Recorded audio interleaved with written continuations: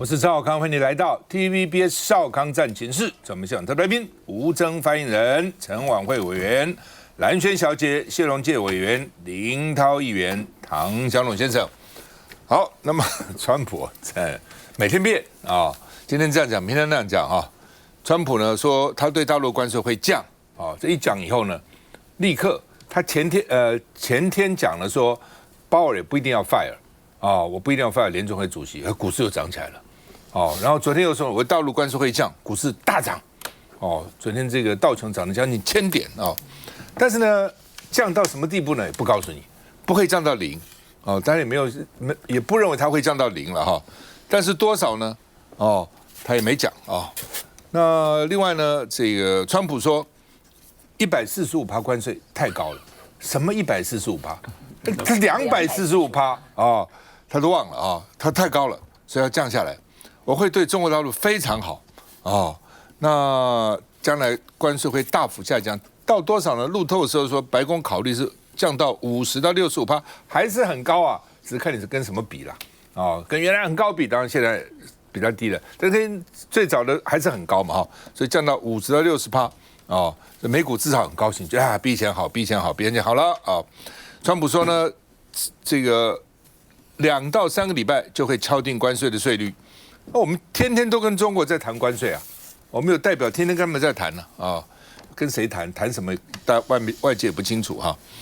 那为什么川普突然对联准会跟对大陆立场好像哇很强硬哦？鲍尔是这个大 loser 哦，然后呢我要 fire 他啊，然后呢对大陆呢突然啊这2个立场都转温和了，说因为有3大零售商 Walmart 哦 Target 跟着 Home Depot。啊，这3个大的零售商呢，老板就跟他谈，说你再这样搞哦，我们的货架可能都要空了。美国曾经有一篇文章哦，还是一本书在谈说，你能不能有一天不用大陆的东西？为了这个那个作者就观察，没有中国制造的一天，他是1年，他过了1年，对，他1天都过不去，还不要过1年，他根本就不可能嘛，所有东西都是，那怎么办呢？啊，所以呢，货架会空，大家已经在抢了。啊，现在已经在抢货了，因为怕将来的这个价钱能够涨嘛哈。白宫说呢，但是呢，白宫今天这个美女发言人又出来讲了，说川普固然讲要降关税，我们不会单方面降，他也要降，哦，他要降，不能，我们不会单方面调整哦。那另外呢，这个川普又说，中国的汽车零组件卖到美国去哦，那让美国的汽车会飙高，所以呢，零组件可能呢可以豁免。不要加关税，因为美国的汽车是多少万个零组件，你都自己做吗？不可能嘛，对不对？你要加关税，那很多在海外做的，台湾也很多啊。台湾汽车零组件做得非常好啊，哦，台那边也有啊，对不对？哈，车灯啊什么，对的。所以你这样都这个加高关税，那个车子整场就要这个加价了嘛，哈。特别是美国 Chrysler， 原来说已经不行了，最近突然好起来了，哦，哇，那个 sales 增加很多。然后这一下惨了，为什么？他都在韩国做的，你怎么办呢？啊，所以呢，川普就说呢，这个我们不要外国车来，我们要用美国自己的车，所以加拿大25%的关税还要加啊，所以他每天这样扯来扯去哈。那联准会的合皮书哦说呢，美国出现涨价，经济活动减缓，哦，这2个还相关的嘛，我们看一下。公文一本接一本，美国总统川普周3在白宫忙着签行政命令，他还去视察白宫草坪，要新增2座美国国旗。不过，川普眼下最在意的是尽快搞定美中关税战。Were you worried about what the 145% tariffs were doing to small businesses here in the U.S.? Is that why you're bringing it down? No. I haven't brought it down. I said it's a high tariff. 川普一连2天对大陆态度放软，传出与包括沃尔玛在内的3大零售商私下警告川普有关。白宫周3还进一步向 CNBC 证实，川普正考虑针对大陆汽车零件豁免关税。We are going to have a fair deal with China. It's going to be fair. Are you talking to them actively now? Actively. Everything's active. Everybody wants to be a part of what we're doing. That rhetoric, good to China, nice to China, is radically different than what we have heard from Trump. 川普态度突然放软 ，CNN 还特别整理他对大陆态度是如何大转弯。Look, for years we've been ripped off and taken advantage of by China. China is ripping off the United States for $1 trillion a year. Only reason that you're backing off is it is so odd is that the entire fight was picked by him to begin with. CNN 形容川普如今是骑虎难下，大陆网友更酸说是川剧变脸。He's like a child who changes his stances instantly. Today's Trump beat yesterday's Trump. What will tomorrow's Trump do? 关税政策反复不定，也冲击川普民调，包括英国经济学人、美国皮尤研究中心数据都显示川普支持率下滑。路透社易普所民调则指出，只有31%的美国民众认同川普处理民生问题。来，谢委员怎么看川普？川普哦，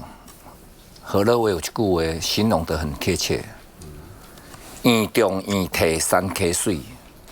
以患以福消人心，这翻译一下。好，易涨易退就是跟那个山洪爆发一样，山溪水啊，那爆发很快。你看为什么我们在救生的时候，只要溪流哈，你要看到有杂草在上面来，就赶快赶走了。为什么？因为就是你这边是晴空万里，其实山上是大暴雨，所以它那个水很快就涨起来，所以易涨易退3溪水。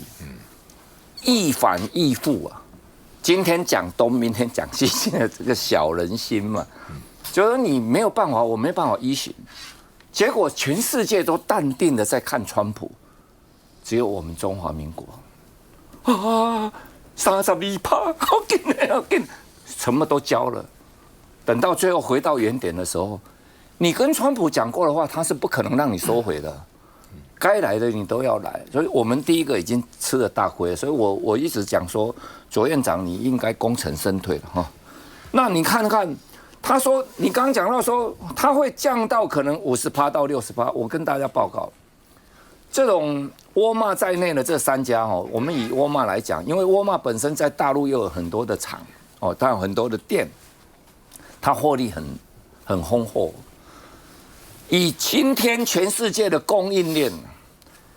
他要你3大超商你吸收，就是你如果50%的话，我大陆这边我一样，我不涨你的价，但是关税你吸收，你不吸收的话，你能取得的替代供应链不会超过1/3啊，就是所有现在你从韩国来、越南什么通通来，不会超过1/3，所以你坦白讲，如果降到50%的定义，投降啊。他输了，但是回过来你看看，他说啊，他就提这个车嘛，因为车对美国来讲是相当重要一个工业嘛，啊，这个车子哦，这样我们会成本提高，你把车子的概念提到其他的产品、日常用品一样嘛，成本都会提高，那就会通货膨胀，而且是大膨胀嘛，不是只有车灯的，你看我们台湾，这还不是只有大陆哦，讲我们台湾就好。车灯、慢吧，我们不是卖给新厂哎，现在所有美国所有系列性的修车的哦，他们买的这零部件差不多都台湾大陆才去的，所以你降下来不是，这是抑制美国他们买车修车的成本，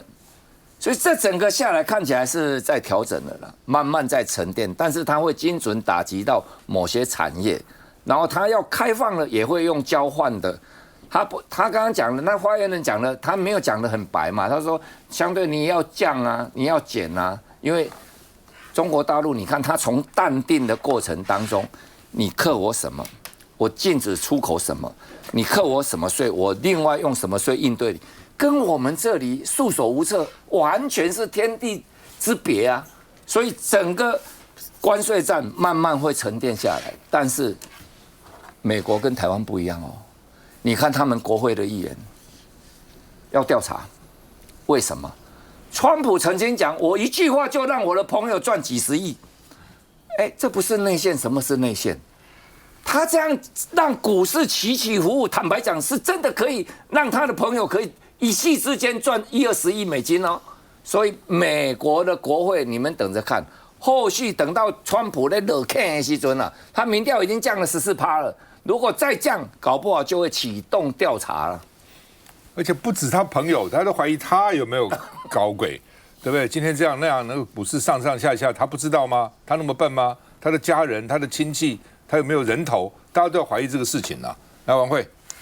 我觉得我讲到这个内线有没有所谓的内线交易，我觉得川普好像也不怕哦，因为他在这一波里面，其实他就是跟全世界来做宣战嘛哈，不止像这两天他对这个鲍尔讲的话，他也就不认了哦，所以呢，他很多的这个政策转弯呢，法夹弯是不是每天在发生？好像时时刻刻都可以在发生哦。我看了一下中国的发言人哦，大家一直在谈说啊，这一次这个中美两边哦，其实中国好像踩得很硬哦。但我看中国发言人他是这样说了，他就说呢，不能够说我们一边要达成协议，然后一边呢你又在搞这种哦，就是很大的这个加压的这样的一个事情哈。所以呢，我觉得。以这个川普现在目前的一个状况了哈，现在这个包含他的财长呢哈，还是会出来讲，就是说他希望可以来做一些相关的讨论，但是跟中国的相关讨论之前呢，我觉得看一下那个国际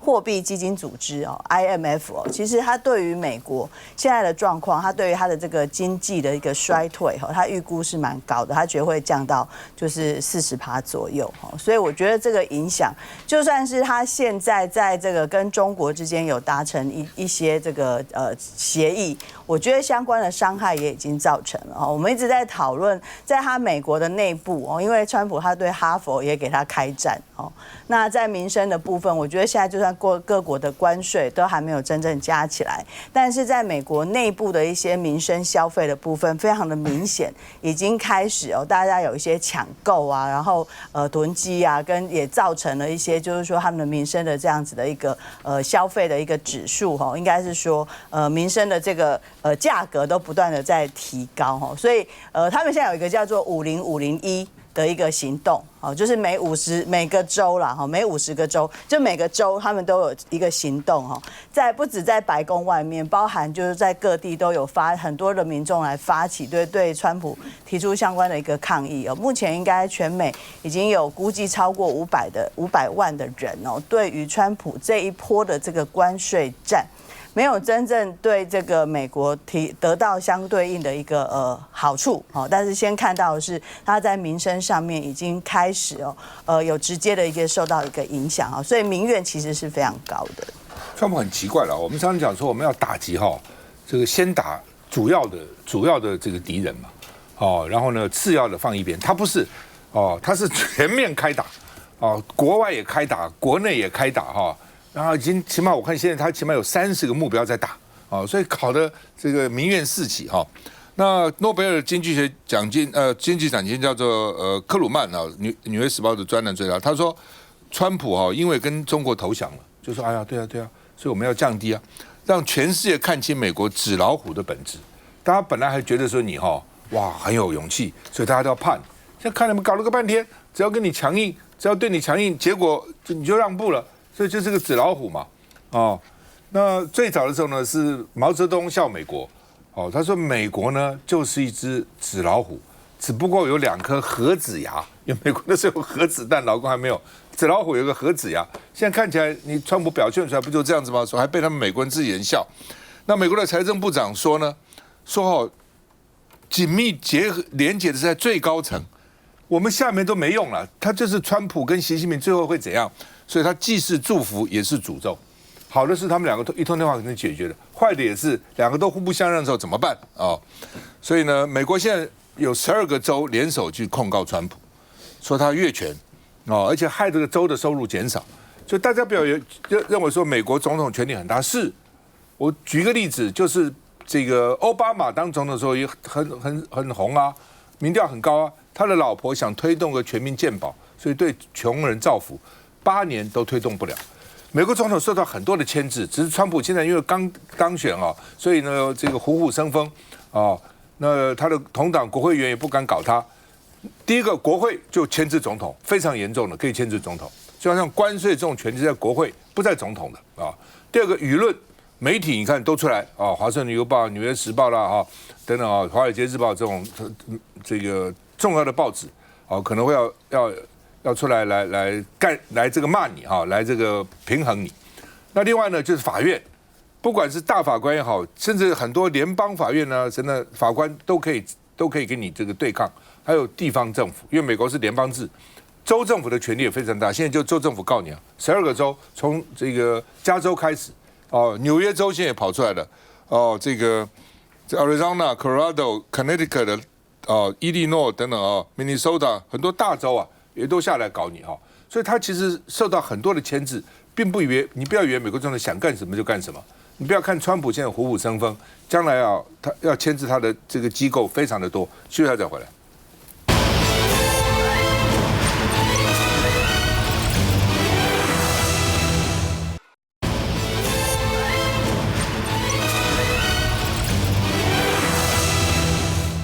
好，美国到大陆的牛肉是蛮重要的一个外销农产品，但是呢，这个大陆现在因为牛肉要库存啊，牛肉不可能都吃新鲜的，不像台南都吃新鲜的，早上什么半夜杀早上吃，那个都要放在这个，甚至要放在冷冻库里面哈，甚至还要什么给它这个什么熟成啊，有这个干式熟成啊、湿式熟成啊等等哈。那北京原来有一些就这样讲好了。北京最早其实西餐是很烂的，慢慢大家有钱以后也开始吃西餐了吃西餐以后呢，这个问题是西餐里面牛肉非常重要嘛那现在牛肉呢快要吃完了，说呢吃完以后要不要进口，要不要吃美牛呢？不能吃，为什么？因为大陆也抽美国的利息啊，这个关税啊也是125%，也不少啊，所以呢现在变成说大陆抽美国125%关税，美牛也涨价了嘛。所以这样成本多很多啊，所以呢，现在要改澳洲牛肉，要进口澳洲牛肉那川普昨天过来讲说，我们互相要减关税，看大陆方面没反应啊，大陆方面根本懒得理你嘛，你先降再说否则讲了半天我赶快冲出来说我要降，美国又笑你了，说的这个你降得太少，你降得太多等等所以呢，大陆现在基本上呢不动如山，那现在要改卖澳洲牛了，说实话了美国牛比澳洲牛好吃，吃牛肉都知道，比如台湾猪比美国猪好吃，大家也知道。但是呢，台湾的牛太少嘛，美国牛因为美国牛是吃那个谷物的，所以肉好吃。澳洲牛呢都是吃草的，所以那个肉比较吃起来没那么好吃但是没办法，逼得只好去吃澳洲牛所以呢，现在这个卖到大陆，你看差多少？原来3月中开始从美国进口牛2000多吨，现在减少到54吨，等于根本不进口了嘛，没有美国牛了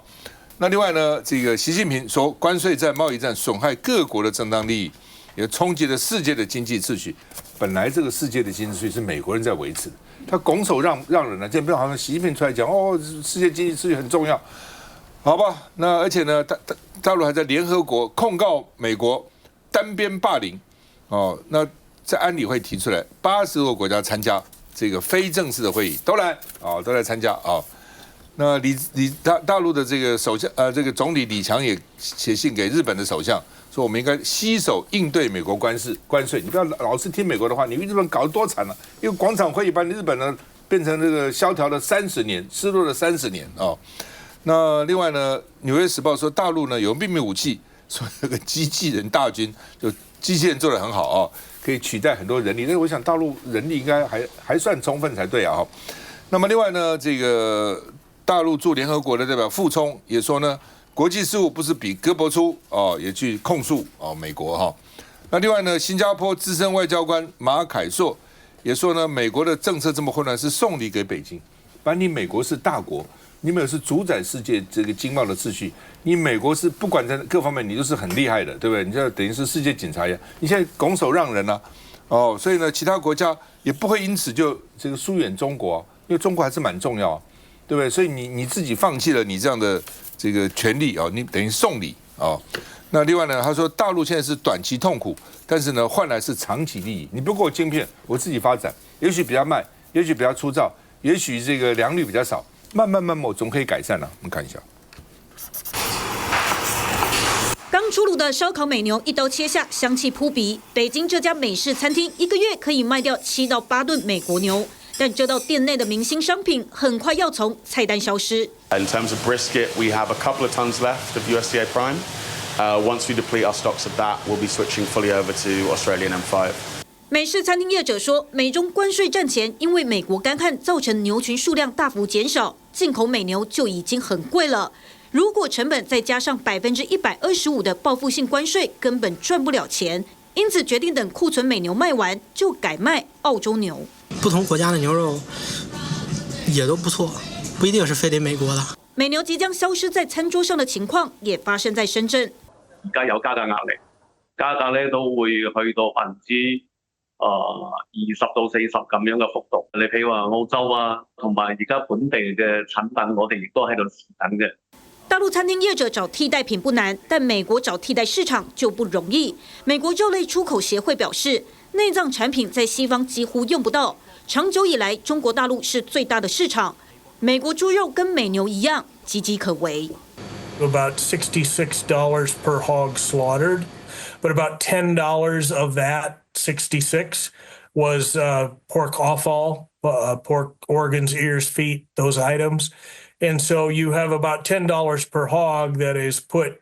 quite a bit at risk, but it's difficult to replace a market like China, which took about half of. 官方数据显示，过去4年，中国大陆一直努力在进出口上减少对美国的依赖。以牛肉来看，3月中开始，进口美牛从2000多吨陆续减少到54吨，对澳洲牛需求则是大幅增长。2月和3月进口澳洲牛达到22000吨，比前一年同期增长将近40%。那江龙，最近大陆的黄河的水变干净，黄河还有干净的一天，但是川普没有诚实的一天。或者说，你听川普讲话的时候呢，不要在乎他今天讲了什么，他的首尾的不一致呢，美国的媒体每天呢都在做事实查核。川普讲的每一段话，他们都必须要做事实查核，很快的先告诉大家说他哪一段并不是真的。他几乎没有一天讲话是真的，就是不断的在反复。刚刚讲到美牛跟澳洲牛肉，就因为中美之间的贸易战。美国把大量的采购转向澳洲，你看到最近澳洲的澳币呢上涨，美元是下跌的，它已经影响到这样的地步。中国人，中国大陆，特别是毛泽东之后，毛泽东的名言：打仗要不要开始是你决定的，要不要结束是我决定的。贸易战呢也一样，今天既然你用这种的单边制裁的方式打贸易战。要不要结束就不是你说了算，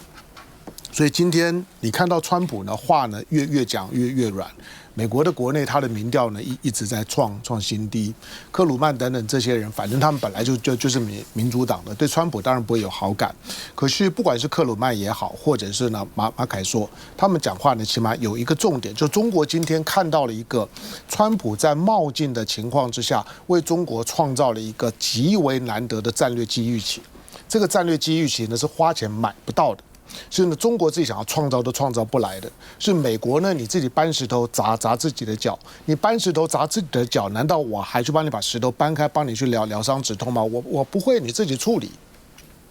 川普的几次的从4月2号之后，川普2次重大的转弯。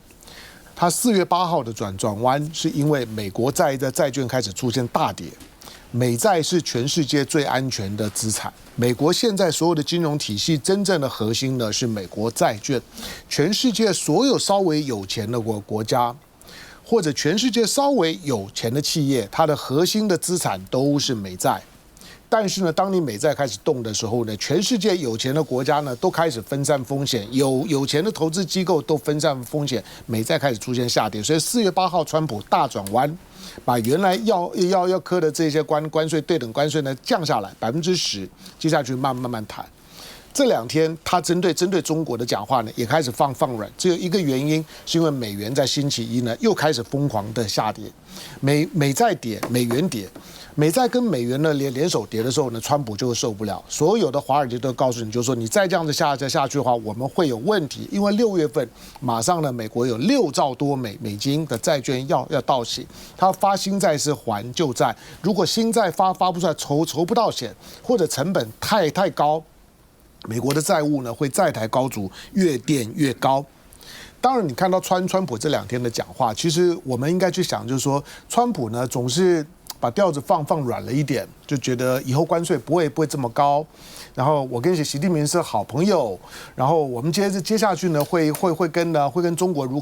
何，开始呢放软调子，可重点是中国有回应嘛？中国不理你。我说的战争要不要开始是你美国决定的，战争要不要结束是我中国决定的，不是你想打就去打，你想停就停。所以川普现在呢只是处在一个死鸭子嘴硬啊，话虽然软了一点，但是他仍然没有根本的去解决中美之间或者美国跟任何一个国家之间都一样，就是你摆出来的那种呢非常的狂傲的，同时呢对另外一个国家极端不礼貌的姿态。这不是你今天呢把你的话收回去之后呢就能够办得到的，大家对你的信任感呢都已经受到了非常大的伤。我们再看到现在的当下的世界，其实在这一波的关税战里面，